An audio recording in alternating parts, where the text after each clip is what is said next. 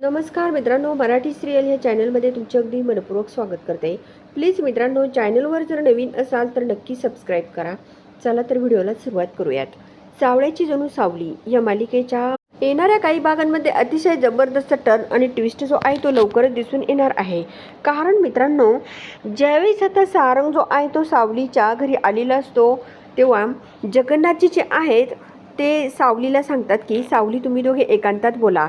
परंतु सावलीची आई ती जगन्नाथला बोलते की बाबा नाही, मला एकांतात बोलायला अजिबातच राहिलेला नाही आहे आणि मला फक्त माझ्या आबिरच्या आयुष्याचा विचार करायचा आहे. परंतु इकडे आता जगन्नाथजी सावलीला खूप काही त्या सारंगशी बोलण्यासाठी रिक्वेस्ट करत असतात.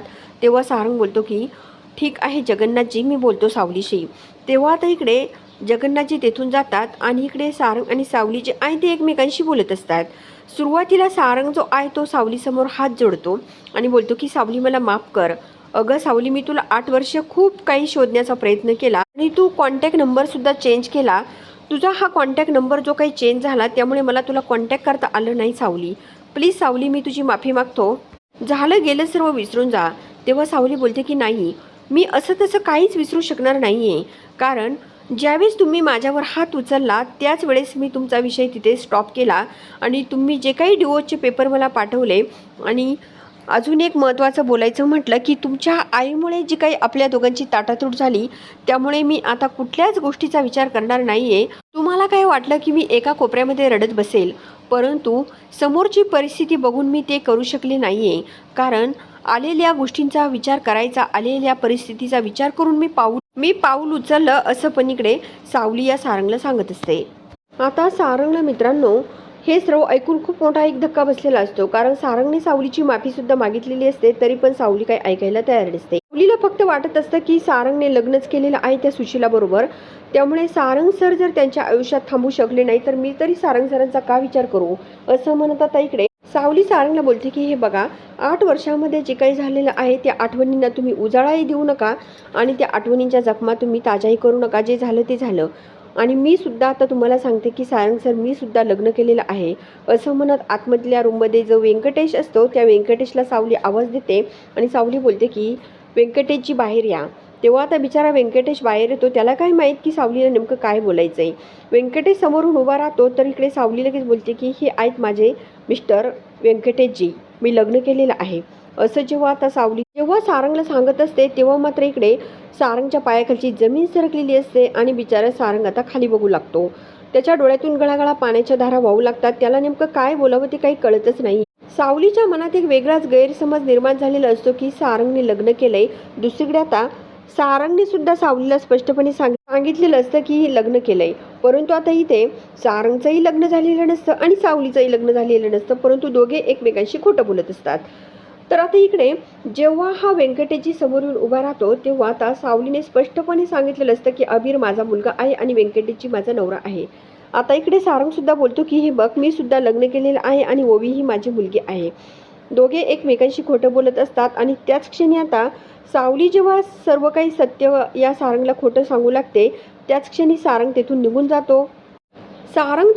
जातो आणि इकडे बबलूकडे येतो. बबलूकडे आल्यानंतर सारंग खूप ड्रिंक करत असतो. इतका काही हा सारंग ड्रिंक करत असतो, त्याला काहीही सुचत नसतं. त्याला फक्त सावली त्याच्याशी जे काही वागलेली असते ते सर्व आठवत असतं. आणि इकडे आता व्यंकटेशजी जे असतात ते सुद्धा सावलीला विचारतात की अगं सावली, तू का खोटं बोलली? का तू सारंग मेंदळेंना सांगितलं की हे व्यंकटेशजी माझा नवरा आहे म्हणून? असं खोटं का बोलली? तेव्हा सावली बोलते की आज माझ्यावर खोटं बोलायची जी काही परिस्थिती आली ना त्यामुळे मला खोटं बोलावं लागलं असं पण इकडे सावली व्यंकटेशजींना बोलत असते. सावली आता खूप विचार करत बसलेली असते. तिला काही सुचत नसतं. तिला फक्त वाटत असते की आता काय सांगावं आणि काय नाही, काय करू आणि काय नाही. तिला झालेल्या गोष्टीचा पश्चातापसुद्धा होत असतो आणि त्यामुळे आता ही सावली जी आहे ती खूप रडत असते. तिला खूप आठवणी सारंगच्या आठवत असतात. दुसरीकडे आता ओवी आणि अमृता घरात असतात. ओवी तर सारंगची खूप वाट बघत असते आणि ती सारंगशिवाय जेवलेलीही नसते. तेवढ्यामध्ये सारंग खूप दारू पिऊन घरात आलेला असतो. जेव्हा सारंग घरात येतो तेव्हा अमृता जी आहे ती तिथे घरात असते. अमृता घरात आल्यानंतर सारंग जेव्हा खूप दारू पिऊन घरात येतो ते अमृताच्या लक्षात येतं आणि अमृता जी आहे ती सारंगला बोलते की सारंग, नेमकं असं काय घडलं की तू एवढा दारू पिऊन घरी आलास? तेव्हा सारंग बोलतो की काही नाही वहिनी, परंतु मी नाही सांगू शकत काय घडलं, परंतु आज मी खूप चुकलो असं सारंग बोलत असतो.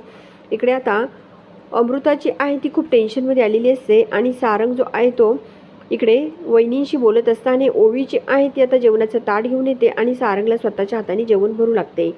तेव्हा आता सारंगला ओवीचं प्रेम जे आहे ते खूप दिसू लागतं आणि इकडे सारंग लगेच ओवीच्या कपाळाचा एक किस घेत असतो. दुसरीकडे असं बघायला मिळतं की आता अबीरने सावली आणि ह्या सारंगमधील जे काही बोलणं आहे ते सर्व ऐकलेलं असतं आणि सावलीला वाटत असतं की अबीर झोपलेला आहे, परंतु अबीरला सर्व सत्य समजलेलं असतं. दुसरीकडे आता सावली जी आहे ती जगन्नाथजींकडे येते आणि बोलते की तुम्ही अबीरला काही माझ्या आणि सारंगच्या नात्याबद्दल सांगितलं का?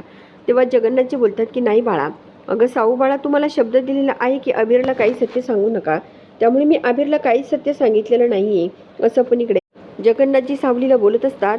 आणि तेव्हा मात्र इकडे अबीर जो आहे तो तेवढ्यात तिथे येतो आणि तो आपल्या आईला बोलतो की आई, मी झोपलेलो नव्हतो, मी सर्व सत्य ऐकलेलं आहे तुमचं, असं पण इकडे अबीर जेव्हा सावलीला बोलत असतो तेव्हा सावलीला एक खूप मोठ्या प्रकारचा धक्का बसलेला असतो. आणि आता मित्रांनो, अबीरच या सावली आणि सारंगला पुन्हा एकत्र आणणार बरं का, कारण आता व्यंकटेशजी जे आहेत ते व्यंकटेशजी आपले बाबा नाही ते, आणि सावली व व्यंकटेशचं लग्न झालेलं नाही हे आता अबीर स्वतःहून सारंगला सांगणार आहे. तर मित्रांनो, आता सावली आणि सारंगला आपला अबीर जो आहे तो कशा प्रकारे पुन्हा एकत्र आणणार हे बघणंसुद्धा तितकंच इंटरेस्टिंग असणार आहे. त्यामुळे प्लीज मित्रांनो, चॅनलवर जर नवीन असाल तर नक्की सबस्क्राईब करा, लाईक करा आणि व्हिडिओ बघितल्यामुळे अगदी मनापासून धन्यवाद.